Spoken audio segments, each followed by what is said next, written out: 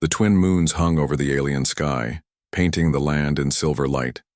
In the village of the Cairn people, life was hard and cruel. Only the strong were respected. Only the powerful were given a place. The weak were pushed aside, forgotten, and left to fade. Among these people lived a young girl named Lyra. She was smaller than the others, her body thin and her eyes brighter than most. While the others trained with heavy weapons and lifted stones to prove their strength, Lyra struggled. Even to carry water from the river. The children mocked her. The elders shook their heads in disappointment. To them, she was worthless. Every day, Lyra walked through the dusty streets with her head down, hearing the whispers. She is weak. She will never fight. She will never matter. Her own parents barely looked at her. Her mother was tired of defending her, her father silent with shame. In a tribe where value was measured by muscle and battle scars, Lyra had none. She wanted to belong, but the harder she tried, the more she failed. Still, deep inside, there was a spark in her heart. She often climbed the rocky hills outside the village to watch the stars. The sky gave her comfort. She felt there was something beyond her small world, something waiting for her. But in the eyes of her people, dreams were useless. One evening, when the moons glowed bright and the winds carried strange sounds, Lyra stood alone at the edge of the cliffs. She closed her eyes and whispered, "I am not worthless. I cannot be." But the words felt empty, like dust carried away by the night air. The next morning, the tribe gathered in the square. Warriors boasted of their strength. Children wrestled in the dirt to earn cheers. Lyra stood in the shadows watching, wishing for just one moment where she could prove herself. Suddenly, a deafening roar shook the ground. The villagers froze. The sky lit with fire. A great shadow fell across the desert plain. Something was falling, something not of this world. The people screamed. Elders shouted warnings. "Stay inside. It is a curse from the sky." But Lyra did not run. She looked up with wide eyes, her heart pounding. A burning craft streaked across the heavens, flames tearing its hull apart. It crashed beyond the hills with a thunder that shook the earth. Dust and smoke rose like a dark mountain in the distance. The tribe panicked. Warriors argued about whether to go near or stay away. Some called it a sign of doom. Others feared it was a weapon of gods. No one dared to move closer. But Lyra's eyes burned with curiosity. Her hands trembled, not from fear, but from something new, a strange pull inside her chest. She could not explain it, but she felt the crash was meant for her. That night, when the others huddled in their homes whispering about curses and danger, Lyra slipped away. Her steps were quiet, her heart loud in her ears. She walked across the rocky land, the moons above guiding her. The air smelled of smoke and metal. At last, she reached the place of fire. The ground was torn open, blackened and cracked. Pieces of strange silver metal glowed in the dirt. And in the center, half buried in flames, was a ship, unlike anything her people had ever seen. Its surface was broken, lights flickering weakly like dying stars. Lyra gasped. She had heard stories of beings from other worlds, but only as myths told by old dreamers. Yet here it was, real, alive, and waiting in front of her. She stepped closer, ignoring the heat. Then she heard it. A sound, a voice, faint but human. Her breath caught. Someone was inside. She froze, fear rising in her chest. What if it was a monster? What if it was the curse her people feared? She turned to run but stopped. The voice came again, weak and broken. It was not the sound of a monster. It was the sound of someone in pain. For the first time in her life, Lyra had a choice. She could turn back, remain the outcast her people believed her to be, or she could step forward into the unknown. Her hands shook as she reached out and touched the strange metal. The ship was warm, humming softly like a heartbeat. The voice inside grew clearer. Words she could not fully understand, but she felt the meaning. A call for help. Lyra whispered to herself, "I am not worthless. Not tonight." And with that, she pushed forward, stepping into the broken ship, stepping into a future she could never have imagined. The outcast was about to meet someone who would change her fate forever. The broken ship smelled of smoke and burning wires. Sparks jumped across the walls like tiny stars dying in the dark. Lyra stepped carefully inside, her heart racing so loud she thought it might give her away. The air was heavy with strange sounds, machines hissing, metal creaking, lights flickering, weakly. She had never seen anything like this. Her people lived with stone and fire, with tools made from bone and iron. But here was something from the stars themselves. Then she saw him. At the far side of the wreck, half buried under twisted beams, lay a figure. His skin was pale compared to her people, his hair dark, his clothes torn and burned from the crash. He looked weak, fragile, yet there was something different about him. His chest rose and fell. He was alive. Lyra froze, her breath caught in her throat. This was no god, no monster. This was a being of flesh and blood, a stranger. His eyes flickered, open, blue, bright as the cold sky after rain.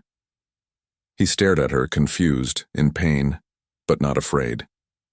His lips moved and strange words spilled out. She did not understand, yet the tone was clear. He was asking for help. For a long moment, they simply looked at each other. Two beings from two worlds, separated by everything, yet sharing the same silence of fear and need. Lyra's hands trembled. If her people found out she was here, they would cast her away forever, or worse. But something inside her refused to leave him. She moved closer, kneeling beside him.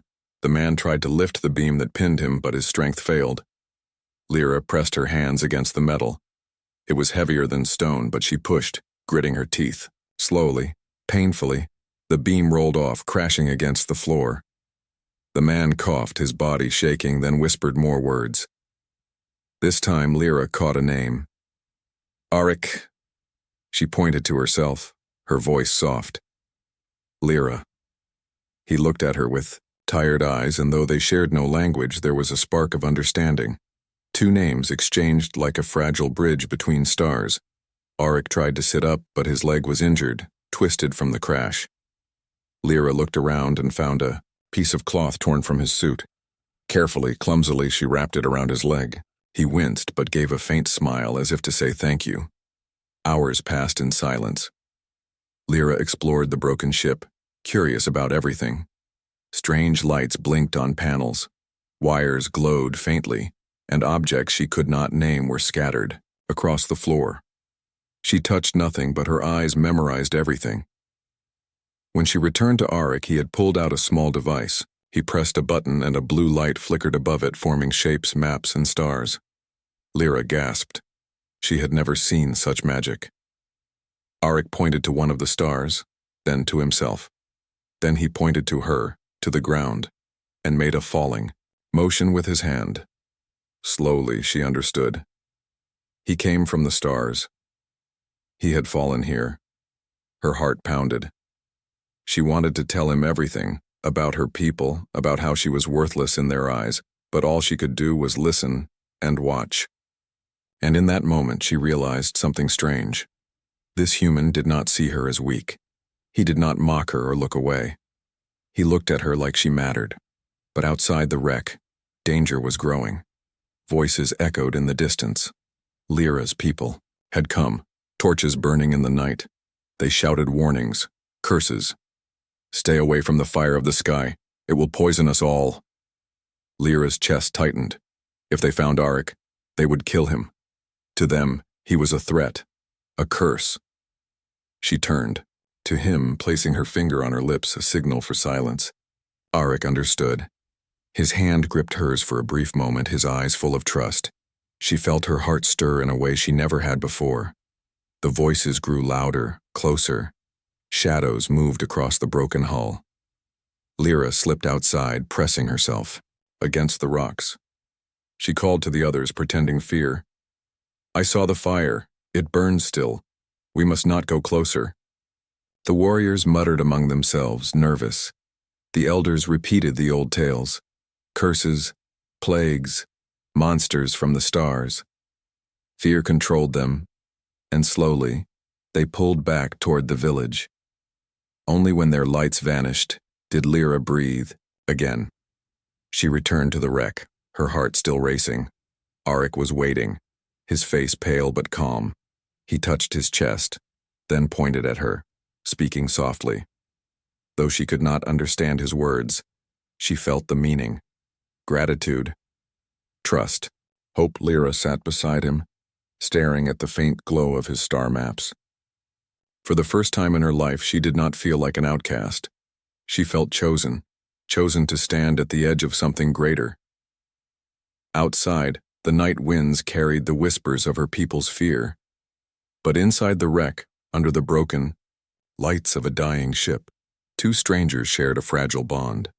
Lyra did not know it yet, but this human stranger would change her fate forever. The days after the crash passed slowly, but for Lyra, every moment felt like a secret fire. She returned again and again to the broken ship, always at night, always careful to leave no tracks that might betray her. Her people feared the wreck, and would never go near it. That fear became her shield. It was her hidden world now, a world she shared only with the human named Auric. Auric was weak, his body damaged from the fall. He could not walk far, and every step pained him. Yet his eyes never lost their fire. Whenever Lyra looked at him, she saw determination burning behind his pale face. He had the heart of a warrior, but not the kind her tribe admired. His strength was something else. One night, as the moons rose, Auric took a small object from his pack. It was flat and dark, glowing faintly when he touched it. Strange symbols danced across the surface. He pointed to one, then drew the same shape in the dirt. Slowly, carefully, he showed her how to copy it. Lyra tilted her head, confused at first, but soon she began to see the pattern. The shapes were sounds, and the sounds were words. Auric was teaching her his language. Every evening, under the light of the moons and the flicker of the wreck's broken panels, they practiced. He pointed at himself. Man. He pointed at her. Girl. She repeated, clumsy but eager. Girl. He smiled. She felt warmth in her chest. No one in her tribe ever smiled at her when she learned something. Here, every small success mattered, but Auric taught her more than words. He showed her tools from his ship, objects that looked useless to her but held strange power. One was a simple knife, small, but sharp enough to cut through thick hide. Another was a piece of rope made from woven thread stronger than any fiber her people used. He gave her tasks: cut wood, tie knots, build small shelters from scrap. At first, she failed, her hands clumsy. But Auric was patient. Where her people had mocked her, he encouraged her. Where they had called her weak, he showed her different ways to succeed. Slowly, Lyra began to feel something new: confidence. One evening, while practicing knots, Lyra laughed for the first time in many seasons. The knot slipped, the rope sprang loose, and she fell backward into the dust. She expected anger or mockery, but Auric only laughed with her. That laughter echoed in the broken hull, washing away years of shame. Still, shadows of fear remained. Lyra knew the risk. If her people learned she was helping a stranger, they would cast her out forever. Some might even kill her. Yet each night she returned.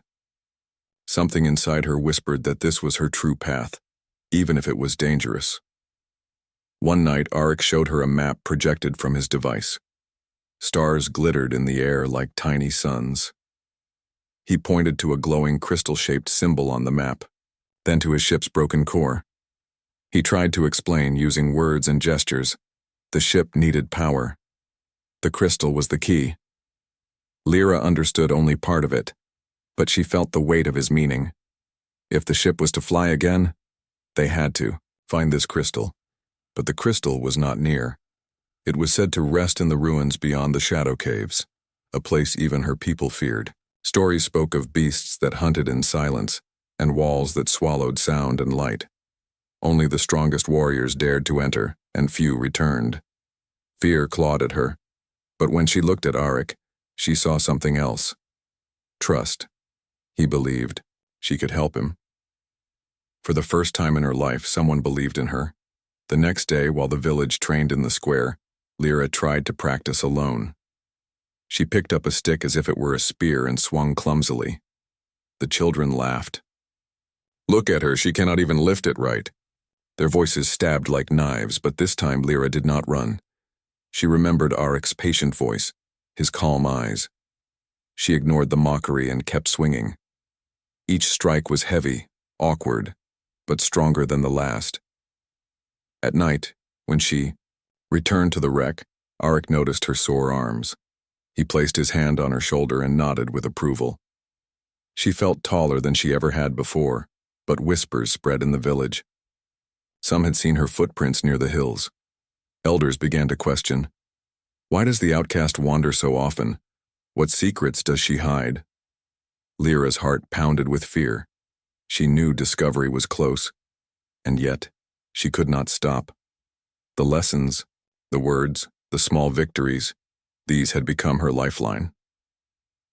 On the 7th night, as the moons rose higher, Arik spoke slowly, using both words and signs. Lyra, help, crystal, together, together. The words struck her like thunder. She had never been part of together, always alone, always outside. Now for the first time she belonged, not to her tribe but to something greater. Her hands trembled as she nodded. She would help him. She would journey into the forbidden places. But deep in her chest, fear whispered. If her people learned the truth, she would lose everything she knew. Still, as she watched the stars above the broken ship, Lyra felt something stronger than fear. Hope. And so, the outcast began her true journey. To find the crystal, to face the ruins, and to discover the strength hidden within her all along. The night was cold when Lyra stood at the edge of the shadow caves. The wind hissed through the jagged rocks like a warning, carrying the old whispers of her people. Those who enter never return. The caves drink light. The caves swallow life. But Lyra did not turn back. Behind her in the broken ship, Arik waited, injured, but hopeful. His map had shown the crystal's resting place deep inside these dark tunnels. Without it, his ship would never fly again. Without it, his life would fade. For the first time, Lyra was not only walking into danger, she was leading the way. Arik leaned against her shoulder as they stepped into the cave mouth. His body was weak, but his spirit pressed forward. He carried a small device that cast a soft white glow, brighter than any torch Lyra had seen. The light spread across the stone walls, revealing carvings older than memory. Strange patterns spiraled through the rock, symbols no one in her tribe could read. The air inside was heavy, damp and cold. Drops of water echoed like distant footsteps. Lyra shivered but kept moving, her hand gripping the rope Arik had given her. Deeper and deeper they went, the light fighting against the endless dark. Danger, Arik whispered, his voice tight. He pointed to claw marks etched deep into the stone. The grooves were wider than her arm, proof of beasts that prowled here long before them. Lyra's chest tightened, but she remembered his lessons. Move quietly, breathe slowly, watch carefully. She guided him around broken stones and narrow ledges. Each step was a test, but together they pressed on. Hours passed like shadows. Just when Lyra thought her courage might break, the tunnel widened into a vast chamber. At its center stood a crystal. It was unlike anything she had ever seen, taller than a man, glowing with a soft blue fire that pulsed like a heartbeat. The wood light filled the chamber, painting the walls with colors that danced like water. Lyra's breath caught in her throat. This was it, the heart of the ruins, the power Arik's ship needed. But they were not alone. From the shadows, shapes stirred. Four-legged beasts, their bodies sleek and dark as stone, their eyes glowing with hunger. They circled the chamber, silent and deadly. Lyra froze. Her people's stories were true. These were the watchers of the caves, creatures that hunted without mercy. Arik's hand tightened on her arm. His eyes burned with urgency. He could not fight. His injured leg made him slow, but his gaze told her everything. You must be strong. Fear threatened to crush her. She had no weapons, no strength like the warriors of her tribe. All her life, she had been told she was useless. But now, there was no one else. It was her choice. Run and abandon Arik or stand and fight in her own way. She looked at the beasts. They moved with precision, waiting for weakness. But they feared the light. She saw it in their hesitation when Arik's lamp swept across their eyes. Her mind raced. She grabbed the rope, tied it quickly around a broken stone, and swung the lamp high. The light arced across the chamber, forcing the beasts back. They hissed, their claws scratching the ground, but they did not leap. Go, she shouted, her voice trembling yet fierce. She pushed Arik toward the crystal. He stumbled but obeyed, pulling a small device from his pack. The beasts tested her, darting closer, snapping jaws just out of reach. Lyra's arms ached, but she kept swinging the rope, spreading the light in wide circles. She felt fear boiling inside, but she refused to break. At last, Arik pressed his device to the crystal. Sparks flew, and the crystal's glow surged brighter, flooding the chamber with light. The beasts screamed, their shadows twisting before retreating into the tunnels. Silence fell. The crystal pulsed, alive, filling the air with energy. Lyra dropped the rope, her chest heaving. She had done it. She had stood her ground, not with muscle, but with courage and wit. For the first time, she felt the weight of strength, not the kind her tribe worshipped, but the kind that came from refusing to give up. Arik limped to her side, holding the device now glowing with blue power. He touched her shoulder and spoke, a single word she understood. Strong. Her eyes burned with tears. No one had ever called her that before. Together, they began the long journey back through the tunnels. The crystal's energy lit their path, chasing away the shadows. For the first time, the darkness of the caves seemed less endless, less cruel. But far away, back in the village, her people had noticed her absence. Whispers spread like fire.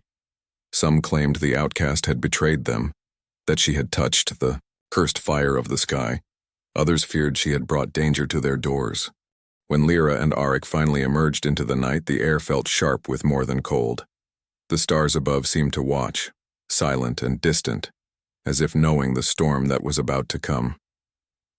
Lyra looked at Arik, then at the glowing crystal device, in his hands. Hope burned inside her, but so did fear. For she knew. The true danger was not the beasts of the caves. The true danger was her own people. The night air was sharp when Lyra and Arik returned from the shadow caves. The glowing crystal pulsed in Arik's device, sending faint blue light across his tired face. Hope burned in Lyra's chest. Hope that his ship might live again, hope that she was not useless after all. But as they reached the hills near the village, her heart froze. Torches flickered in the darkness. Shadows moved between the rocks. Her people were waiting. Lyra, a voice thundered. It was Elder Vaer, his tall frame wrapped in the heavy furs of leadership. His eyes burned with fury. You dare walk with the Cursed One? You dare bring his poison here? Behind him, warriors stepped forward, their spears gleaming in the torchlight. The villagers gathered in a wide circle, faces twisted in fear and hatred. Children clung to their mothers, pointing at Arik with wide eyes. Lyra's stomach turned, cold. She had been careful. She thought she had hidden her secret, but her people had followed, watching, waiting. She has betrayed us, shouted one warrior. She serves the sky curse, cried another. She is not one of us, a woman spat. The words cut deeper than any blade. Arik tried to step back, but his injured leg failed him. Lyra moved in front of him, her arms spread, wide. No, she cried. He is not a curse. He is a man. He needs help. But her voice was drowned by angry shouts. Elder Vayar raised his hand, and the crowd fell silent. His gaze pierced Lyra like fire. "You were always weak, Lyra," he said coldly. "Now your weakness has grown into treachery. You bring danger to us all. You would rather serve a stranger than your own blood." Lyra's throat tightened. She wanted to scream, to tell them they were wrong, that Arik was not the enemy. But the truth was already decided in their eyes. The warriors seized Arik, pulling him away despite his struggle. He shouted words in his language, his voice echoing across the rocks, but none of them understood. His eyes found Lyra's, filled with fear and trust. "Arik!" she screamed, trying to reach him, but rough hands shoved her to the ground. Dust filled her mouth. "Take the cursed one to the pit," Vayar ordered. "At dawn, he will be ended." The crowd roared in agreement. The sound was like thunder crushing Lyra's spirit. 2 warriors dragged her to the edge of the circle. "You are no longer Cairn," one spat. "Go, you are nothing. Less than nothing." They shoved her into the dirt and the torches turned away from her. She was cast aside, exiled in all but name. For a long time, Lyra lay in silence, her body shaking. The words of her people echoed in her head. Weak, worthless, traitor. She pressed her face into the earth, her heart breaking. Yet beneath the pain, something else stirred. Anger. Not at Arik, not at herself, but at the chains her people had always placed upon her. Chains of fear, chains of cruelty. For the first time, she saw clearly. They had never wanted her to be strong. They had wanted her to remain small, silent, obedient. But now she had seen a different way. Arik had shown her that strength was not in muscle alone, but in courage, in mind, in will. Her hands clenched into fists. She would not let them kill him. She would not let them take the only person who had ever believed in her. Slowly, she rose, to her feet. The torches in the distance marked the path back to the village. Her people would be celebrating, certain that the outcast was broken. None would expect her to return, but she would. She remembered the lessons Arik had given her, the knots, the rope, the patience of watching. She still carried the sharp knife he had pressed into her hand days ago. With that in her wits, she would fight. Her heart pounded as she crept through the darkness, silent as the wind.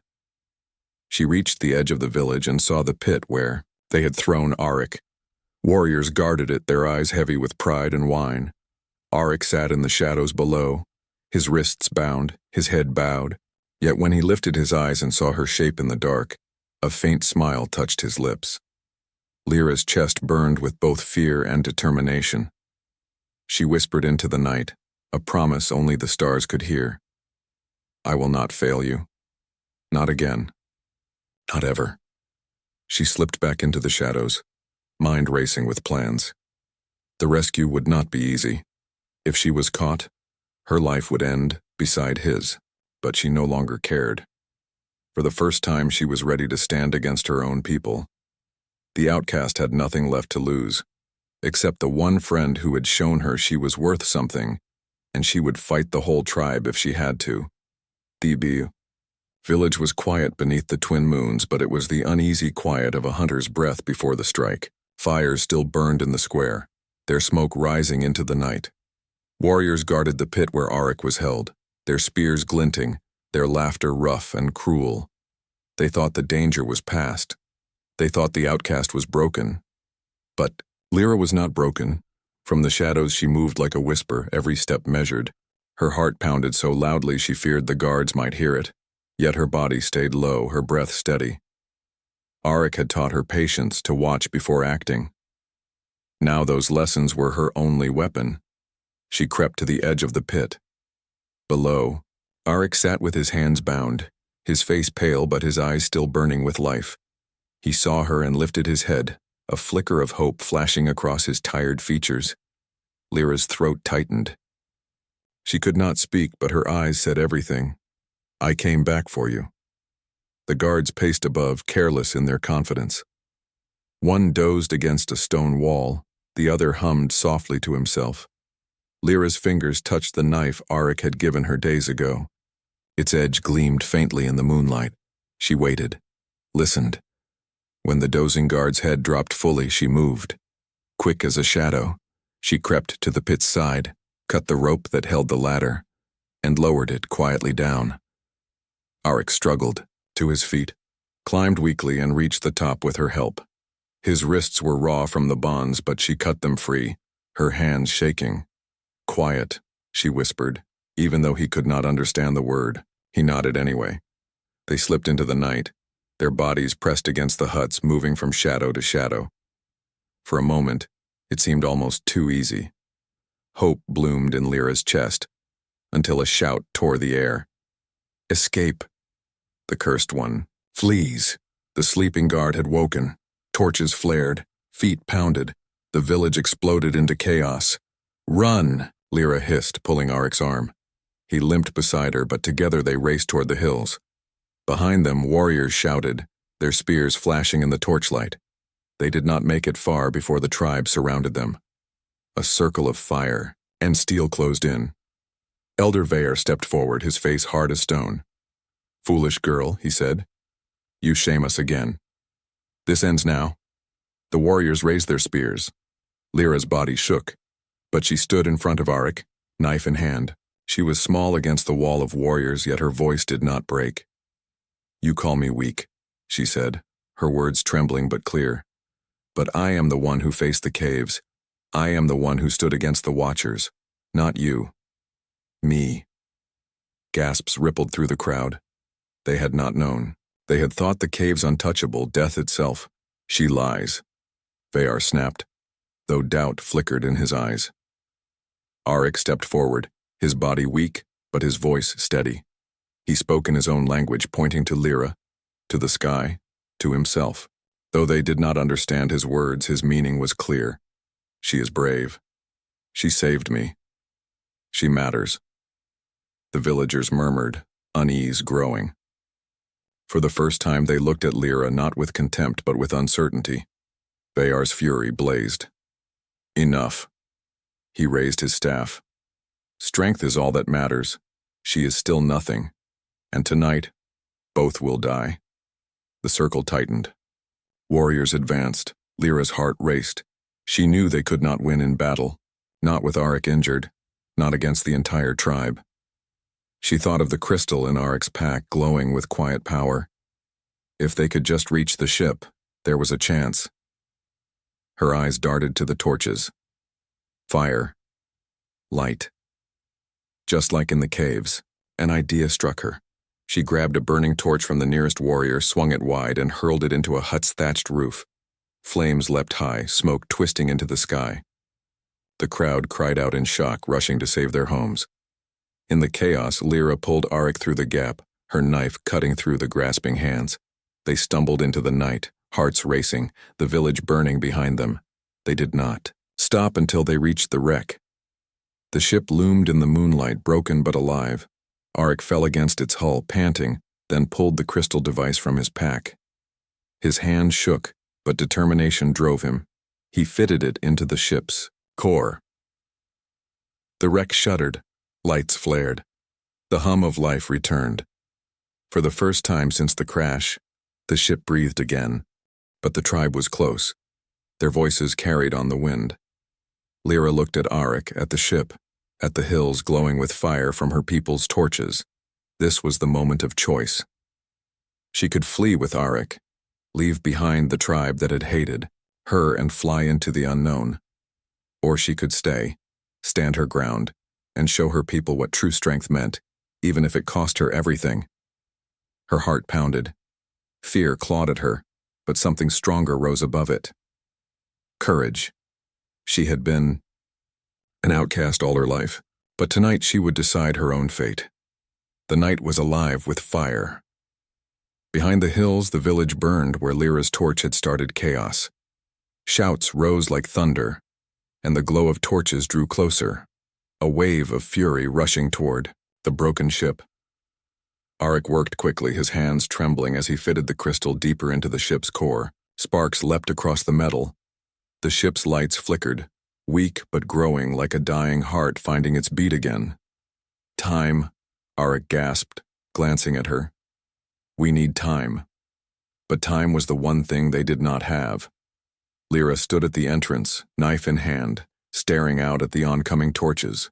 Her people, her family, her tribe were coming for them. She should have felt fear. She should have felt small, the worthless outcast they had always called her. But she didn't. For the first time, she felt tall. She felt strong. Not because of her arms, not because of her tribe's approval, but because she had chosen her path. The first warriors appeared on the ridge, their spears glinting in the moonlight. Their voices roared in anger. Traitor! Kill the cursed one! Burn them both! Lyra's chest tightened, but she stepped forward, blocking their path. The knife in her hand shook, but her voice was steady. Stop, she cried. Her voice rang across the rocks. You call me weak, you call me worthless, but I went where none of you dared. I faced the shadow caves, I fought the Watchers. I brought back what you feared to even look at. Her people hesitated. Murmurs rippled through the crowd. They had heard whispers of her journey, but to hear it from her lips shook their certainty. Elder, Fayar shoved through the warriors, his face hard with rage. Lies. She speaks poison. She stands with the cursed one against her own blood. No, Lyra said, her eyes locked on him. I stand with what is true. Strength is not just muscle. Strength is not just battle. Strength is choosing to protect even when you are afraid. Strength is courage, and I will not bow to your fear anymore.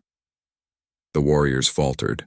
Some lowered their torches, confusion breaking their anger, but Vayar snarled and raised his staff. Then you are no cairn. You are nothing.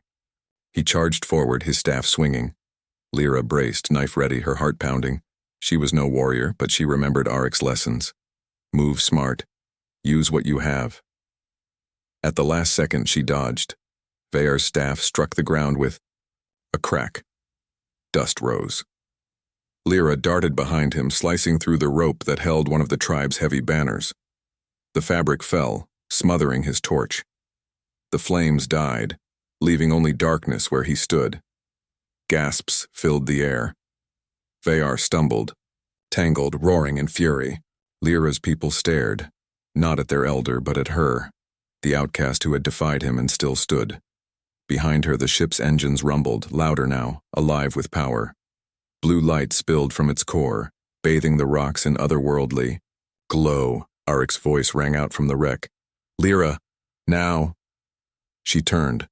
The choice weighed heavy in her chest.